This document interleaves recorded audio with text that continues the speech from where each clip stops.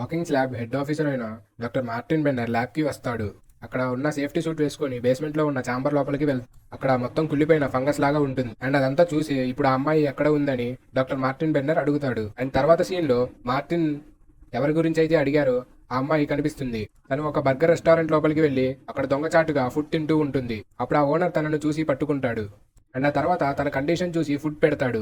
And తన పేరు ఏంటి అని ఆ ఓనర్ అడిగినప్పుడు తన చేతి మీద ఉన్న 11 నంబర్ టాటూని చూపిస్తుంది. అండ్ ఆ తర్వాత ఆ రెస్టారెంట్ ఓనర్ సోషల్ వర్కర్స్ కి ఫోన్ చేసి నా దగ్గర గుర్తు తెలియని ఒక అమ్మాయి ఉంది, తనని సేఫ్ ప్లేస్ కి తీసుకువెళ్ళాలి అని చెప్తాడు. అండ్ హాకింగ్స్ ల్యాబ్ లో వాళ్ళ టౌన్ లో ఉన్న ఫోన్ కాల్స్ ని అండ్ వాళ్ళ రికార్డ్స్ ని సీక్రెట్ గా గమనిస్తూ ఉంటారు.